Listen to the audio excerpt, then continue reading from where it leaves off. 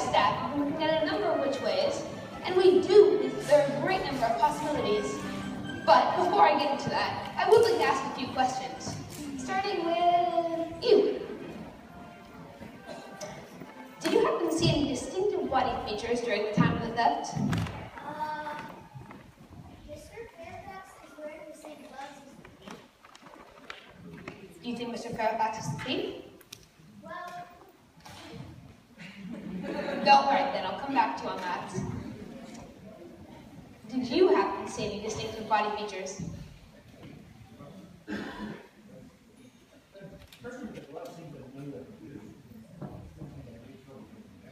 Alrighty then, gloves. And I assume that there were hands attached to those? I mean, just thinking outside the box here, but... Right then. And what about you? Did you happen to see if the gloves were pressed and smooth, or were they wrinkled and matted? Smooth, alrighty then, thank you. And now I would like to ask about, well, some of the characters in this hotel. What about you? What do you think of Mr. Larson?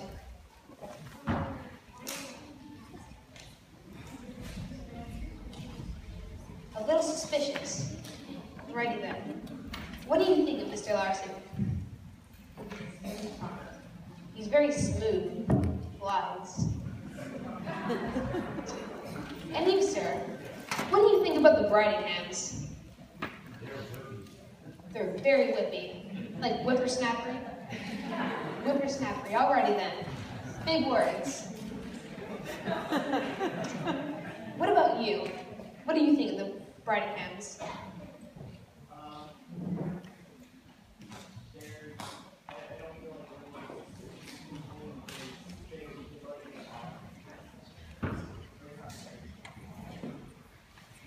Yes, the character's backwards. Alright then. I have one more question that I would like to find someone in the audience over here. Let's see here.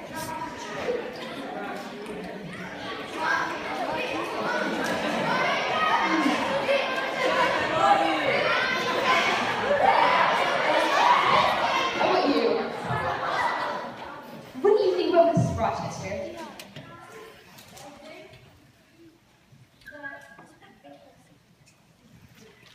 You think she's the thief? Alright then. Probably want to get a little bit more description before we start going into who we think it is, but let's see here. One more person. All of your side.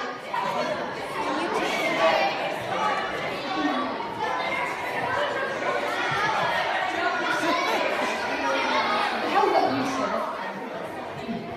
Finely dressed man. What do you think about Miss Rochester?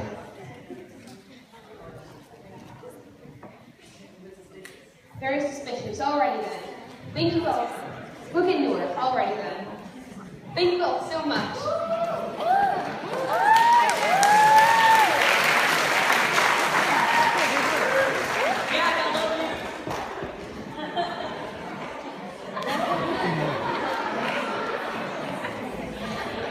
Hello there.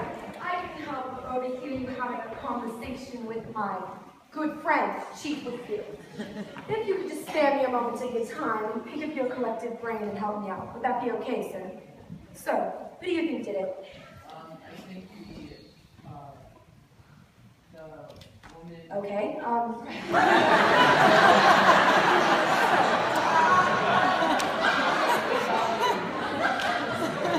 So, what about you, sir? What do you think? Miss Rochester. What do you think, ma'am? What about that little bellhop named Basil? Doesn't say much. Could be hiding something. Could, but because of the front desk. He was the only one in the room when she drank the tea. And what about you, sir? Oh, Mrs. Fairfax. She could have set the whole thing up with Mr. Fairfax to get a little extra insurance money. Certainly possible. Yes. And you again. What do you think about my assistant, Miss Reed? She could have done it. Imbecile. Anyways, don't you think it's a little too convenient that they just have this neat and tidy alibi? The bus tour, it breaks down at the perfect time. What? are you doing? Emma, please. I was just what? Wasting time? Pursuing false leads, developing ridiculous theories. Oh, I wouldn't really say that. I would come along now. We've got a case to solve. Unless you'd rather I complete the investigation myself. I certainly seem to do all the work myself. I'm beginning to think this agency should call the Emma Reed Agency. I do rather like the ring of them. Emma, please! I'd better go see if I can patch things up. Right off I go, and you over there, thanks for all your help.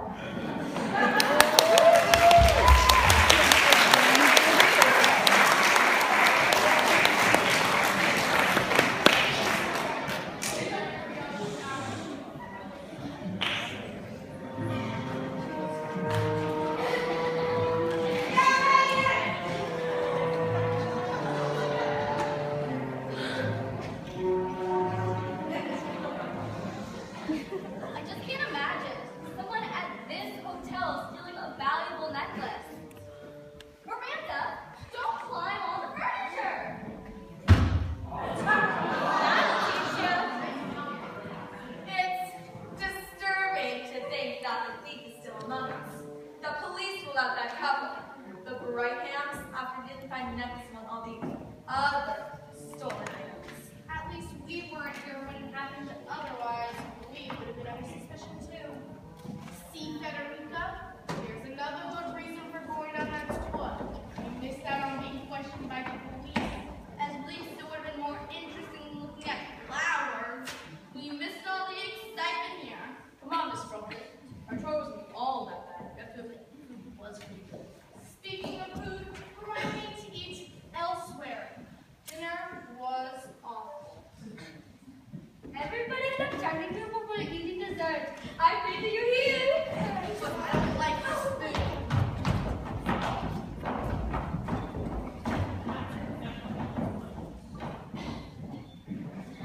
Nobody likes my food.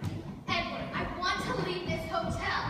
How many times do I have to tell you that we have to stay here until Detective Thorpe is able to solve the case for us? Stay here so the thief can steal something else from me? Look, I promise when it's all over, I'll take you someplace else. In the meantime, I'll probably die of food poisoning.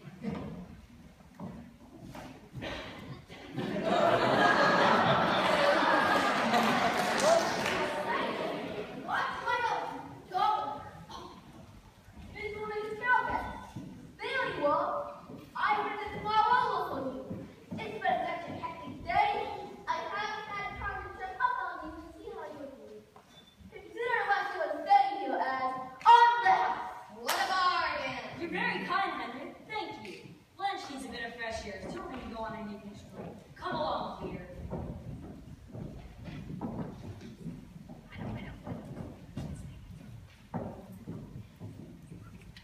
Mr. X, you're back. I don't want to get involved. We're all involved. It looked mighty suspicious when you left right when it came your turn to be questioned. All be revealed in good time. Mr. Clifford, sir, go and gather all of your guests and your staff. I've solved the case. You have? Where's your assistant, Miss Weaver? Oh, she and I had a little disagreement, so she quit. She said she's going to start her own detective agency, but without me, she'll never survive. Should I gather all the guests on the bus tour as well? Unless it's one of them who's implicated in this theft. What do you take me for, a fool? The mysterious Mr. X. What did you disappear to this afternoon? That's mine. Well, I could make it mine.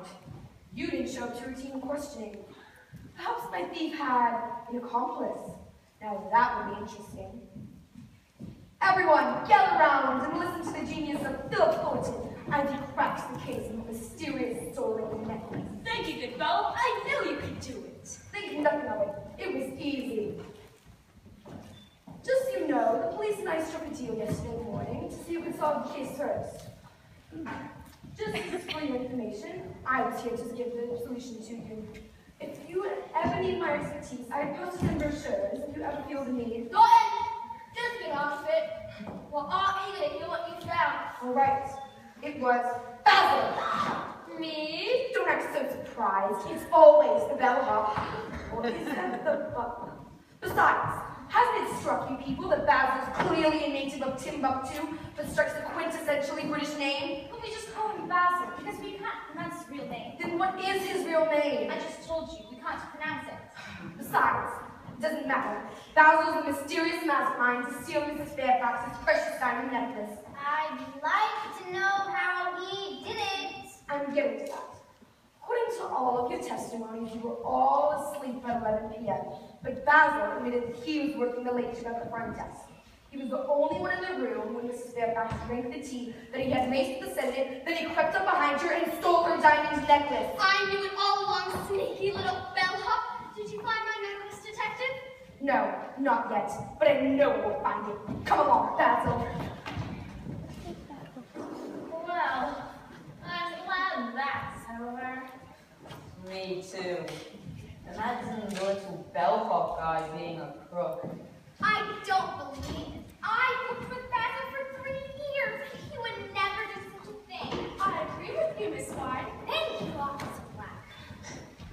Basil's guilty. As usual, thwarted and the facts all mixed up. It was a tough case to solve, but now I finally cracked it.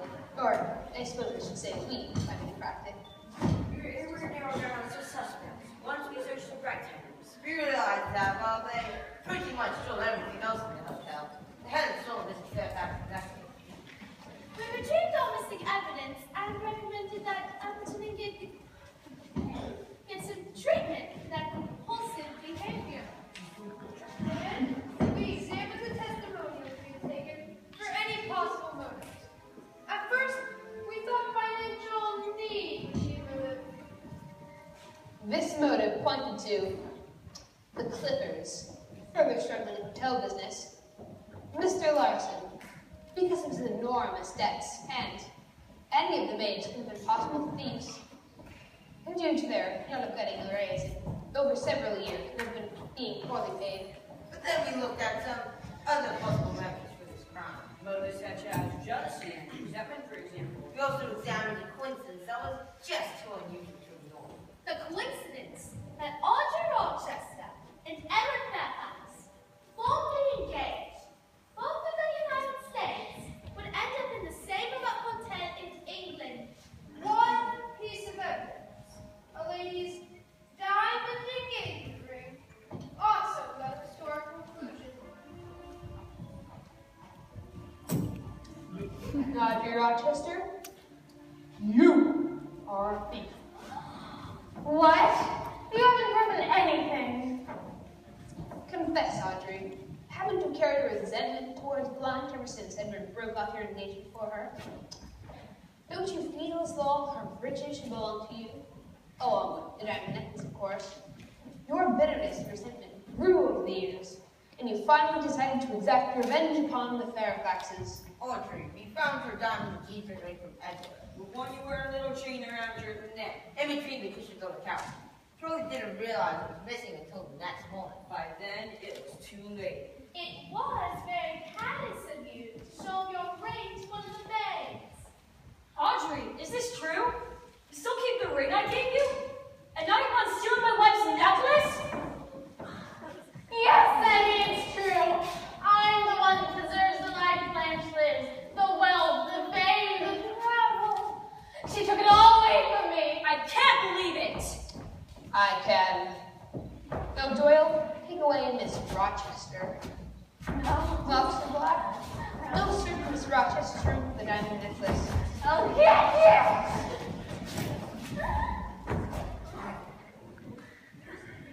There's only one thing I can't figure out, though, and it's really quite bothering me. The handkerchief with the initials SA on it. Whom does it belong to? I can answer that. Ah, the mysterious Mr. X. So you finally decided to come out of hiding, have you? Chief! He must be S.A. No, I am not S.A., but I can tell you who is. Stanley Larson. Or may I say, Stanley L. Arson. England's notorious arsonist. That's absurd. Excuse me, sir, but I think you better start handing out explanations before you start throwing out accusations. All right. I'm Secret Agent X.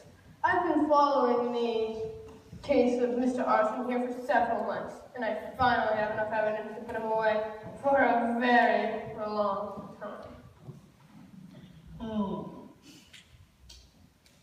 You have a handkerchief with some initials on it. Mr. X. You can't possibly hope to incriminate someone with something like that.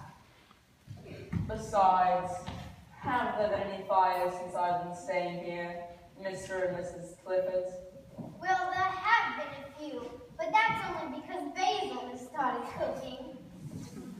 If all had gone according to plan, there would have been just a few more than a couple of kitchen fires now, wouldn't there? I'm not sure I know what you mean. Mr. X, my patience is wearing thin. Explain your story. Chief Whitfield, let's re-examine the possible motives for Mr. Arson and the Cliffords to steal a diamond necklace. Well, it became apparent the Cliffords' hotel business was in dire need of funding, and as for Mr. Arson, or, yes, I suppose, Arson, well, he had an enormous debt, and seemingly couldn't afford to pay it. The Cliffords decided to invite famous people to their hotel because of their struggling debt problem to get more business. When this didn't work, they hired Stanley Arson to set their hotel on fire so they could collect the insurance money. But the advertising did work. Blanche and I are here, aren't we? Yes. But the Cliffords hadn't counted on that. They'd already hired Mr. Arson, and they could not have set the hotel aflame while you were here now, could they? Well, I'm glad he didn't. Well, this is though we're going to have a full house down at the station. Doris, Sims, take away the Cliffords. And Mr. X, I'll leave you in charge of Arson.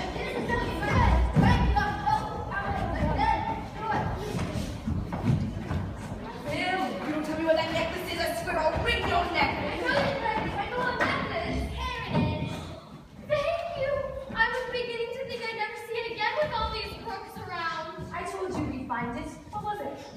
In Miss Rochester's suitcase. She was all packed to leave. In Miss Rochester's suitcase. What was it doing there? Thorne, you're a watchdog. I'm giving a reward to the police department for their fine work. But I solved the case first. Thornton, you accused the wrong person. Now why don't you join us down at the station? We have an awful lot of paperwork tonight. We can certainly use some tea trumpets. By the way, we expect a weekly delivery. But that wasn't part of the deal. You've got to learn to read the fine print, man. Officer Black, thank you on behalf of my wife and I realize that your department can't take the money. We're just doing our jobs.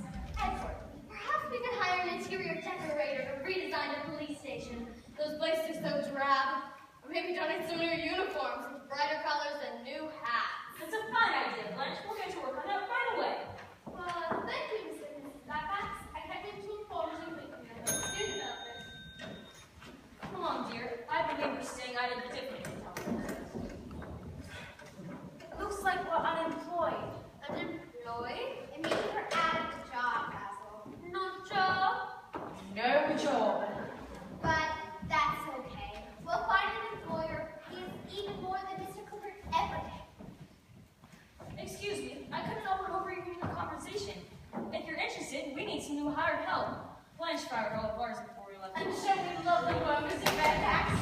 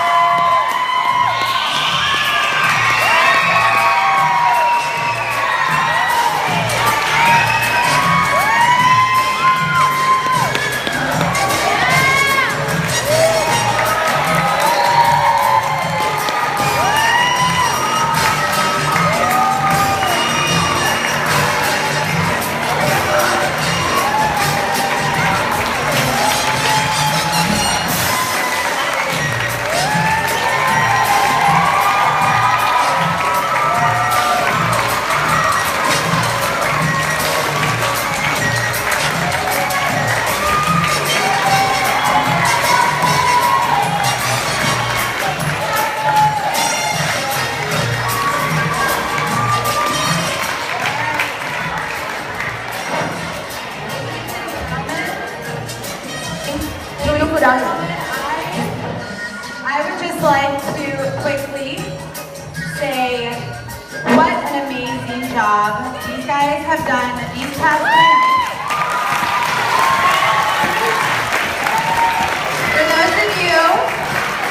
For those of you that were not here opening night, they only had 9 rehearsals total, and they pulled this show off in about 5 weeks' time. And for anybody who's ever participated in a show, that's kind of impossible. So for them to have 3 amazing performances, and I say that deeply from my heart, and from all the experience I've had, they have been amazing. I just have to give them a huge round of applause.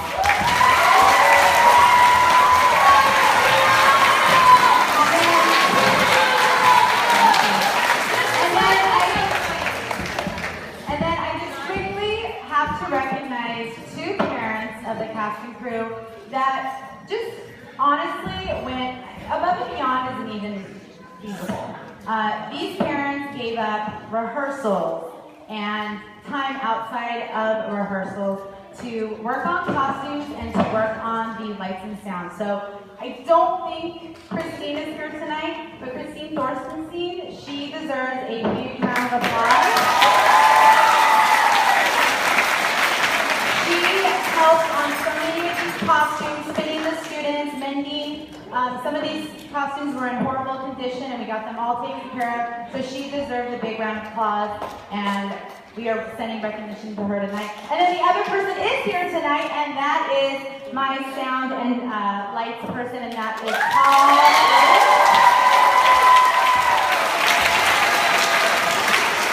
And he has been here, I think, almost every rehearsal since we started tech, and he was here every performance, just watching over those guys in the back. So he deserves a huge round of applause. Thank you.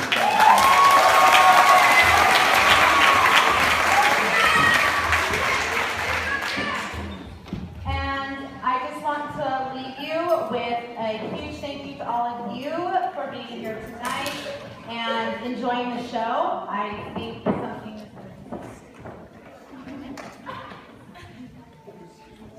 We just wanted to say on behalf of the cast and crew and all of our parents, we couldn't perform or put on the show without you, and we're so grateful for all your help.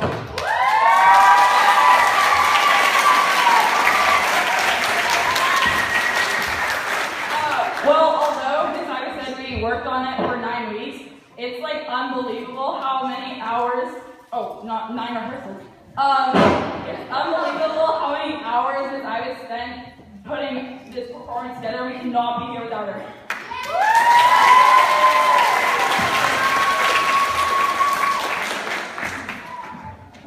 I've been doing plays and musicals with Miss Ivy for 3 years now, and I'm just so grateful that we have the privilege to have her as a director, and we're going to keep these memories from all these plays forever.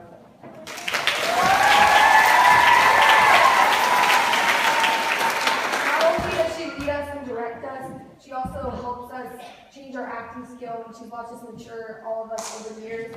And not only is she doing this show, she's also choreographing another show at the exact same time. And just to close it all, on behalf of all the cast, we want to thank you for all the work you do.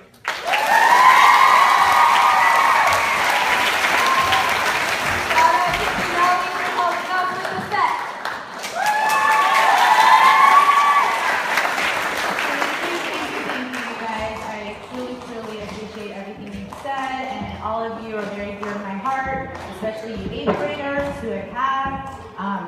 We deserve a party, so we are kicking you guys out so we can tear down set and go have some fun. Thank you once again for being here tonight. Have a great